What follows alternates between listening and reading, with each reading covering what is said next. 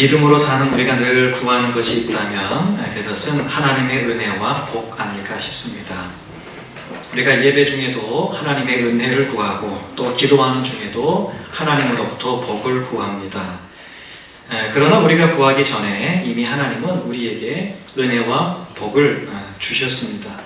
내 삶이 고난이 있고 또 어려움이 있어서 내게는 하나님께서 은혜와 복을 허락지 않으시는 것 같다고 우리 스스로 여길지 모르지만 이미 하나님은 많은 은혜와 복을 우리에게 주셨거나 아니면 약속하셨습니다.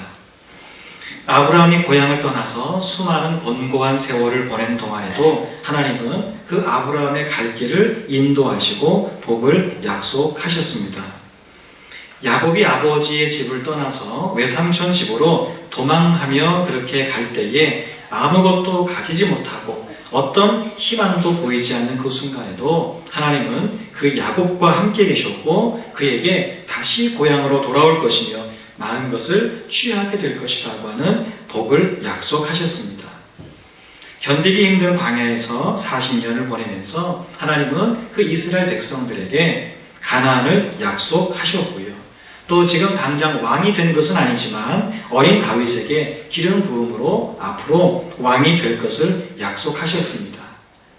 나라가 망해서 포로로 끌려가는 그 백성들을 향해서 비록 지금은 포로의 신분으로 고통 가운데 있지만 하나님은 70년이 지나면 다시금 돌아올 것이라고 하는 약속을 하십니다. 약속이 복이라는 거죠. 그러니까 우리가 생각할 때 약속이 무슨 복이냐라고 생각할지 모르지만 하나님에게 약속은 실제 다시 말하면 반드시 지켜지는 것이기 때문에 하나님의 약속은 곧 우리에게는 은혜와 복인 줄로 믿습니다. 하나님의 약속은 은혜와 복이다. 왜? 반드시 지켜지기 때문입니다. 오늘 말씀 10절에서 11절 말씀을 보면 이스라엘 백성들이 약속의 땅에 들어가서 풍성한 삶을 누릴 때에 다른 신을 섬기지 말고 오직 여호와만을 섬기라는 명령의 말씀입니다. 만일 이스라엘이 다른 신을 섬길 경우에 여호와께서 진노하실 것이고 오히려 이스라엘을 진멸하시겠다라고 하는 건데, 자, 오늘 10절과 12절 말씀에 보면 11절 말씀 이 두 절을 보면 하나님께서 이스라엘에게 약속하시는 그 복, 그 약속의 말씀들이 쭉 나오죠. 정리하면 5가지입니다. 하나는 하나님께서 조상들에게 약속하신 약속의 땅으로 들어가게 할 거고, 또 두 번째는 이스라엘이 건축하지 아니한 성들을 얻게 될 거고, 세 번째는 이스라엘이 채우지 아니한 아름다운 물건이 가득한 집을 얻게 될 것이며, 네 번째는 이스라엘이 파지 아니한 운물을 얻게 하시고, 마지막 5번째가 이스라엘이 심지 아니한 포도와 감람나무 열매로 배불리 먹게 하신다는 겁니다. 한마디로 말하면 하나님께서 이스라엘에게 앞으로 땅과 성과 집과 물과 양식을 주신다는 겁니다. 자, 이 약속은 계속 반복되는 약속이에요. 광야 생활 가운데 하나님께서 똑같은 말씀을 계속 반복해서 주시는 그런 약속의 말씀입니다. 한마디로 말하면 이제 너희들이 이스라엘 백성이 가나안 땅에 들어가게 되면 온갖 부유함을 누리면서 잘 살게 될 것이라는 말씀입니다. 자, 그런데 이 말씀 가운데 잘 보면 우리가 한 가지 기억해야 되는 게 있습니다. 이스라엘 백성들이 가나안 땅에 들어가서 잘 살게 될 것인데, 그렇게 그들이 잘 살게 되는 이유가 이스라엘 백성들이 노력하고 수고하고 애써서가 아니라 전적인 하나님의 은혜라고 하는 겁니다. 10절과 11절 말씀이 우리에게 말씀하는 게 그겁니다. 너희들이, 이스라엘 백성들이 가나안 땅에 들어 잘 살게 될 건데 그것이 다 뭐다? 너희들 이스라엘이 애쓰고 수고하고 밭을 갈고 성을 쌓고 집을 짓고 이래서 얻게 되는 것들이 아니라 전적으로 하나님께서 너희 이스라엘 백성에게 주시는 거라고 하는 겁니다. 모든 것 하나님으로부터 공짜로 얻는 거라는 거죠. 여러분, 우리가 신앙적으로 공짜, 하나님이 우리에게 공짜로 주는 그것을 신앙적인 말로 바꾸면 그게 은혜입니다. 여러분, 은혜라고 하는 것은 수고하고 노력해서 얻는 것이 아닙니다. 수고하고 노력해서 얻는 것은 은혜가 아니고 대가죠. 내가 한 시간에 55,000원씩을 받기로 하고 어디 가서 일을 합니다. 그 주인하고 약속을 했어요. 한 시간에 내가 5,000원을 받을 테니까 일을 시켜주시오. 그래서 일을 합니다. 아침 8시부터 저녁 6시까지 쉬지 않고 10시간을 일했습니다. 자, 퇴근할 때에 그 주인이 이 일한 사람에게 저에게 5만 원을 줍니다. 자, 그럴 때에 그 5만 원을 받고 나라고 하는 사람이 우리가 연신 그 주인에게 절을 하면서 감사하다고 이 은혜를 어떻게 갚을 거냐고 그렇게 말하는 사람은 많지 않습니다. 물론 일자리가 없는데 일을 시켰다 뭐 그런 경우는 좀 다르겠죠. 그러나 내가 지금 1시간에 5,000원을 받기로 약속하고 내가 일을 10시간을 했고 거기에 합당한 보수로 대가로 이 5만 원을 받았을 때 그거는 은혜가 아니라 그것은 대가입니다. 내가 일하는 것에 대한 수고비, 대가죠. 자, 그런데 이 사람이 똑같이 5,000원 받기로 약속을 했어요. 일을 잘 하다가 어느 한 날 갑자기 내가 몸이 아파서 못 나가게 됐어요. 전화했습니다. 오늘은 내가 몸이 많이 아파서 나갈 수 없다. 그래서 그날은 못 나갔습니다. 자, 그리고 그 다음날 나갔어요. 열심히 아침 8시부터 6시까지 일해서 10시간 일했습니다. 그리고 이제 퇴근하려고 하는데 주인이 봉투를 딱 주는데 그 안에 10만 원이 들어있어요. 이게 웬 10만 원이냐? 어제 일 나오지 못했지만 내가 당신에게 주는 거다. 그러면서 어제 일하지 않은 5만 원과 오늘 일한 5만 원을 함께 주었다고 생각해 보세요. 그러면 아마 이 사람은 그 주인에게 고맙다고 할 거예요. 감사하다고 할 거예요. 참 이 은혜를 내가 어떻게 갚아야 될 거냐고 그렇게 이야기할 겁니다. 내가 일해서 받은 5만 원은 대가지만 내가 일하지 않고 받은 5만 원은 그것은 은혜입니다. 여러분, 자녀가 부모에게서 태어나고 양육받습니다. 그렇게 태어나고 양육받는데 자녀가 한 일은 거의 없습니다. 그래서 우리는 그것을 부모의 은혜라고 말합니다. 이처럼 은혜라고 하는 것은 우리의 노력과 수고 없이 받게 되는 모든 것을 말하게 되는데 신앙적으로 보면 이 은혜는 더욱더 분명하고 뚜렷합니다. 아까 장로님도 그런 기도 하셨지만 우리가 죄인 되었을 때에 하나님은 독생자 예수 그리스도를 이 땅에 보내심으로 나를 위해서 십자가에 죽게 하셨습니다. 그래서 우리가 값없이 그 구원을 얻었고 그것을 우리는 십자가의 은혜라고 말합니다. 어제나 오늘이나 하나님은 저와 여러분의 삶에 개입하셔서 우리가 수고하지 않았음에도 불구하고 값없이 주시는 것들이 많습니다. 그래서 우리는 그것을 하나님의 은혜라고 기도할 때, 찬양할 때 고백을 합니다. 여러분, 그런데 문제는 사람이라고 하는 것이 공짜로 받은 것을 그 은혜를 쉽게 잊는다는 말입니다. 자, 조금 전에 예를 들어드렸습니다. 자, 그렇게 이분이 아파서 하루 쉬었음에도 불구하고 주인이 생각해서 이 사람이 사는 게 어려우니 5만 원을 더 주었어요. 일하지 않은 부분까지도 주었습니다. 그러면 이게 얼마나 고마운 일이에요. 감사한 일이에요. 그 다음부터는 더 열심히 일해야죠. 그런데 이분이 간혹 그렇게 아프게 됐어요. 서너 번 이렇게 아파서 못 나간 일이 생기는데 그럴 때 주인이 5만 원을 더 얹어주지 않으면 그때는 어떤 마음이 생기는 거예요? 서운한 마음이 드는 거예요.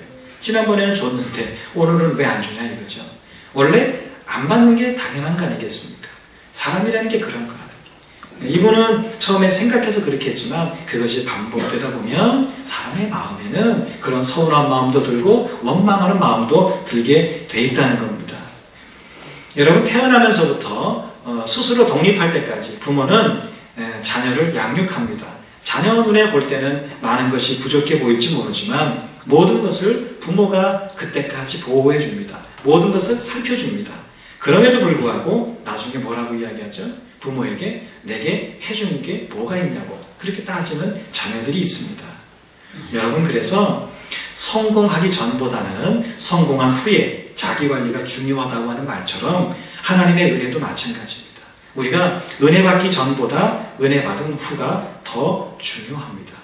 그래서 오늘 말씀에 보면 하나님께서 10절과 11절에 이스라엘 백성들에게 약속을 하세요. 무슨 약속? 복에 대한 은혜를 약속을 하세요. 많은 것, 성과 집과 물과 먹을 양식과 많은 것을 너희에게 줄 것이다. 은혜를 베풀 것이다. 너희들이 수고하지 않아도 내가 그 모든 것을 너희에게 주겠다.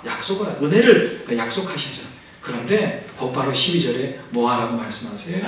내가 너에게 은혜를 줄 테니까 기뻐하고 찬양하고 좋아하고 그러라고 하신 게 아니고 곧바로 제일 첫 마디가 뭐예요? 그렇게 은혜를 줄 것이다 라고 하시고 제 첫 번째 12절 앞에 뭐예요? 너는 조심하여 그랬습니다.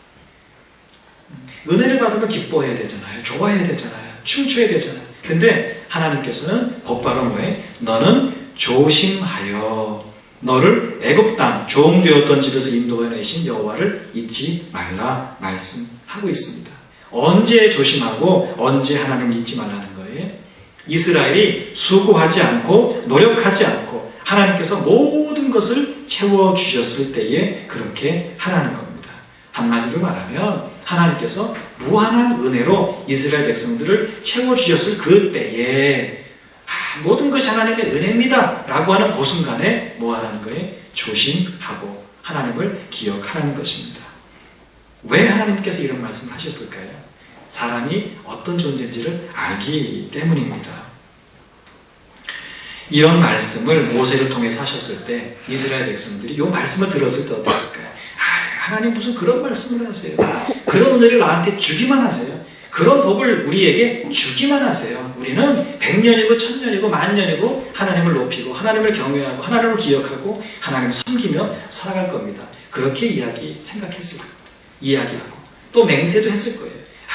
그런 복과 은혜를 내게 주시기만 하면 얼마든지 나는 하나님을 기억하고 경외할 수 있습니다. 아마 장담했을 거예요. 여러분, 그러나 실제는 어떻죠? 실제는 나중에 가보면 하나님께서 우려하시고 또 하나님께서 예상하신 대로 이스라엘은 무한한 하나님의 은혜를 받고도 가나안 땅에 정착한 지 얼마 되지 않아서 하나님을 잊어버리고 우상들을 섬기기 시작하고 하나님하고 약속한 건 있으니까 하나님을 완전히 버리지는 못하고 하나님도 섬기고 우상도 섬기는 양다리를 걸치는 그런 신앙을 갖게 됩니다. 결국 이것이 하나님으로 하여금 질투, 다시 말하면 이스라엘을 향하여 성냄과 심판을 하게 하는 계기가 된 것을 알 수 있습니다. 여러분, 하나님께서는 무한한 은혜로 이스라엘을 채워주시고 인도하셨는데 이스라엘이 그 은혜를 잊고 하나님을 경외하지 않고 오히려 자기들에게 어떤 도움도 주지 않았던 가나안의 그 우상들을 따라갈 때 하나님은 그 이스라엘에 대해서 배신감을 느낀다는 거예요. 그래서 그들에게 베푸셨던 은혜와 복을 다시금 이렇게 거두신다는 거죠. 하나님이 이스라엘에 허락하신 은혜를 거둔다. 이것은 성경적으로 말하면 재앙이고 심판입니다. 여러분, 성경에 보세요. 이런 예들이 굉장히 많습니다. 하나님께서 아담과 하와를 창조하시고 그들에게 모든 권한을, 은혜를 다, 복을 다 주셨죠. 뭐든지 다 해라. 그러나 그들이 하나님의 말씀보다는 사단의 말에 귀 기울이고 그 말에 따라갔을 때 결국 하나님께서는 그들에게 주셨던 영생의 은혜와 에덴 동산에서의 은혜를 거두시고 죽음을 맞게 하셨고 노동의 수고와 출산의 고통을 안겨주셨습니다. 아담 이후에 하나님께서 그 후손들을 번성케 하시고 각처에서 살게 하신 은혜가 있었어요. 그런데 이 사람들이 그 은혜를 잊어버릴 때 하나님은 그들을 향한 사랑을 거두시고 홍수로 온 지면을 다 쓸어버리셨습니다. 하나님께서 홍수로 온 지면을 쓸어보신 이후에 후회하셨어요. 내가 잘못했다. 아무리 그래도 내가 이렇게 물로 사람들을 피조세계를 다 이렇게 없앤 것은 참 후회스럽다. 앞으로는 다시 그러지 않겠다. 약속하시고 노아와 그 자손들을 잘 되게 하셨어요. 그러나 이 사람들이 그 이후에 하나님을 기억하고 섬기며 살았으면 참 좋았을 텐데 이들이 그러지 아니하고 어땠어요? 말이 같고 마음이 같으니까 우리가 탑을 높이 쌓아서 하나님 있는 데까지 한번 올라가 보자. 하나님과 같이 되려고 했어요. 그럴 때 하나님께서 그들에게 주셨던 은혜를 거두시고 나를 달리하고 삶의 터전을 달리해서 각지로 흩으셨던 것을 볼 수 있습니다. 하나님의 전적인 역사로 이스라엘이 뭔가를 해서 이들이 애굽에서부터 노예 생활에서 이렇게 풀려난 게 아닙니다. 하나님의 전적인 역사와 또 모세의 어떤 중간 역할, 하나님의 은혜로 이들이 애굽에서 나오게 됐어요. 그러면 전적으로 그 하나님의 은혜에 감사하고 그 하나님의 말씀을 따라야 되잖아요. 그런데 이들이 그러기보다는 불평하는 마음과 불만하는 마음을 가질 때에 하나님은 그들에게 베푸셨던 그런 은혜를 거두셔서 어땠어요? 광야에서 40년 동안 그 애굽에서 나온 세대가 다 죽을 때까지 광야 40년 동안 생활하도록 하셨습니다. 사사시대로 가면 이스라엘이 하나님을 떠날 때마다 하나님은 다른 민족을 이렇게 쳐들어오게 하셔서 이스라엘로 하여금 하나님을 다시금 기억하도록 계속 유도하신 것을 볼 수 있습니다. 사울 왕이 영광스럽게도 이스라엘의 1대 왕이 되었지만 그러나 이 사람이 하나님의 말씀을 떠나고 자기 생각과 자기 판단에 따라서 어떤 일들을 해나가고 나라를 다스려 나갈 때 하나님은 그를 버리셨어요. 그리고 다윗에게 기름 부으시고 여러분 하나님이 버리신 사울 왕의 말년의 삶은 어떠했습니까?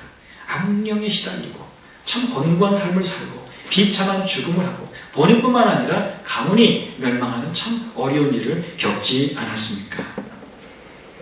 출애굽부터 왕들이 다스린 시대까지 하나님께서 지속적으로 예언자와 선지자와 이런 사람들을 통해서 하나님께 돌아오도록 하나님의 말씀을 듣도록 이렇게 권면하셨음에도 불구하고 이스라엘이 돌아오지 않으니까 어땠어요? 하나님께서 그 이스라엘에게 베푸셨던 다윗에게 약속하셨던 그 은혜를 거두시고 그 나라를 망하게 하십니다. 하나님의 아들 예수 그리스도를 통해서 복음이 유대인들에게 먼저 증거됐어요. 그러나 이들이 복음을 받아들이지 않고 반대했을 때 하나님은 사도 바울이라는 사람을 통해서 유대인도 유대인이지만 이방인들에게 하나님의 말씀을 먼저 증거하는 그런 일들을 하신 것을 볼 수 있습니다. 여러분, 이 모든 성경 말씀들이 우리에게 보여주시고 알려주시는 내용이 무엇이겠습니까? 내가 수고하지 않고 내가 애쓰지 아니한 것을 하나님께서 부어주셨을 때 한마디로 말하면 하나님께서 내게 전적으로 은혜를 베풀어 주셨을 때 우리는 더욱 우리 자신을 살피고 조심해서 은혜를 받으면 받을수록 그 은혜를 주신 하나님을 기억하고 하나님을 경외해야 된다는 것입니다. 그럴 때 하나님은 더욱더 큰 은혜를 우리에게 보여주시고 부어주신다는 말씀이죠. 여러분 우리가 돌이켜보면 우리가 이 이스라엘 백성들만 또 성경에 나오는 믿음의 사람들만 하나님의 은혜를 받은 게 아닙니다. 돌이켜보면 저나 여러분들이 하나님께서 우리들에게 주신 말 그대로 값없이 주신 은혜가 굉장히 많습니다. 많은 것이 아니라 사실 조금만 우리가 기도해보고 조금만 성경을 보고 조금만 좀 우리의 삶을 돌아본다면 많은 것이 아니고 모든 것이 하나님의 은혜라고 말할 정도로 하나님께서 지금까지 우리와 함께 하셨습니다. 수많은 죽음과 또 위험의 그런 고비를 넘겨서 지금까지 살아있는 것도 하나님의 은혜고 신앙적으로 보면 죽어 마땅한 우리 죄인인 우리를 구원해 주신 것도 은혜고 이만한 건강 주셔서 이 주일날 예배당 출입하며 믿음 생활하고 일상생활할 수 있는 건강 주신 것도 은혜고 작은 방일지 몰라도 내가 거처할 공간을 주신 것도 은혜고 힘들다 그래도 끼니 굶지 아니하고 늘 먹을 양식을 주신 것도 은혜고 이러니 저러니 해도 남편이 있고 아내가 있고 부모가 있고 자식이 있고 그래서 한 가족이 되게 하신 것도 은혜고 때로는 함께 믿음 생활하면서 서로 상처를 주고받을지는 몰라도 교회라고 하는 한 공동체를 통해서 여기에서 신앙생활할 수 있도록 해주신 것도 은혜고 부족하지만 내가 교회 안에서 그저 내가 할 수 있는 봉사와 섬김의 일들을 다 할 수 있는 것 이것도 은혜고 오늘 이 시간 우리가 이 주일날 이 11시에 함께 모여서 예배 드릴 수 있는 것도 은혜고 아무것도 아닐지 아무것도 아니라고 생각할지 모르지만 우리가 이렇게 숨 쉬면서 하루를 살게 하시는 것도 사실은 하나님의 은혜입니다. 여러분 우리가 돌아보면 하나님의 은혜가 아닌 게 없습니다. 이 모든 것 우리가 구해서 주신 것도 물론 있죠. 우리가 구해서 하나님께서 주신 것도 있지만 대부분은 우리가 구하기 전에 이미 하나님께서 저와 여러분에게 주신 것들이 거의 대부분입니다. 어떻게 해요? 공짜로. 그것도 공짜로 다 주신 것. 여러분 공짜로 주셨다고 해서 그것들이 가치 없는 것들이냐? 그렇지 않습니다. 결코 돈으로 살 수 없는 것들이고 노력해서 얻을 수 없는 것들입니다. 여러분 그래서 우리는 그렇게 내게 많은 은혜, 값없이 주시는 은혜, 무한한 은혜로 베풀어 주시는 그런 하나님의 은혜를 기억하면서 은혜를 받을 때마다 은혜를 이렇게 기억할 때마다 하나님을 기억하고 더욱 조심해서 다른 것에 한눈 팔지 말고 하나님을 경외해야 할 줄로 믿습니다. 여러분 그것이 은혜를 베풀어 주신 하나님에게 우리가 해야 될, 또 하나님이 원하시는 유일한 겁니다. 하나님이 우리에게 내가 너에게 물질을 주었으니까 너도 나에게 물질을 줘라, 그렇게 말씀하는 분이 아닙니다. 내가 너를 구원했으니까 너도 그거에 대한 합당한 대가를 치러라, 그렇게 말씀하는 분도 아닙니다. 내가 너에게 은혜 준 만큼 너도 나에게 보답해라, 그렇게 말씀하는 분이 아니고 다른 거 다 필요 없다는 거예요. 다른 거 다 필요 없다는 겁니다. 너는 받은 은혜를 기억하고 은혜 주신 나, 곧 하나님을 기억하고 하나님을 바라보고 하나님만 온전히 섬기라, 그것이면 족하다고 말씀하십니다. 여러분, 이스라엘이 약속의 땅에 들어갔을 때, 들어가서 잘 살게 될 때 할 일이 뭐냐, 오늘은 그 말씀이거든요. 너희들이 이제 내가 약속한 땅에 갈 건데 가게 되면 땅도 줄 것이고 뭐 서원도 줄, 집도 줄 것이고 물도 줄 것이고 다 너희들이 수고하지 않아도 내가 그걸 다 줄 텐데 거기서 너희들이 할 일이 딱 하나 있다. 그게 뭐라는 거예요? 하나님을 기억하고 하나님을 경외하라는 겁니다. 여러분, 우리가 이 말씀을 정말 잘 기억해야 될 줄은 믿습니다. 우리의 삶이 하나님의 은혜 가운데 은혜로 평안하고 잘 살게 될 때에 우리 주님을 잊지 않아야겠습니다. 성경에 보면 어떤 사람이 지혜로운 사람이냐, 물론 내가 죄 가운데 있다가 어려움 가운데 있다가 하나님을 찾고 회개하고 용서를 구하고 그래서 주께로 다시금 나아가는 것도 참 용기 있고 지혜로운 사람 중에 하나지만, 성경에서 가장 지혜로운 사람은 뭐예요? 하나님께서 내게 은혜 주시고 평안 주시고 모든 것에 어려움이 없게 하시고 정말 우리가 흔히 하는 어떤 문제 때문에 하는 그런 기도의 제목들이 없도록 내 삶을 이렇게 은혜 가운데로 베풀어 주셨을 때, 그런 가운데서도 뭐 하는 사람이요? 하나님을 잊지 않고 하나님께 감사하고 하나님을 경외하는 사람이 진짜 지혜로운 사람이죠. 그러니까 이런 점에서 보면 이스라엘 백성은 좀 지혜롭지 못했어요. 왜? 하나님이 그렇게 기도에 있을 때마다 은혜를 베풀어 주셨는데 자꾸 잊어버렸어요. 그리고 또 하나님을 찾고 또 잊어버리고 또 찾고 또 잊어버리고, 이게 구약 성경의 역사입니다. 아니 지금까지 사람들의 역사라고 볼 수 있습니다.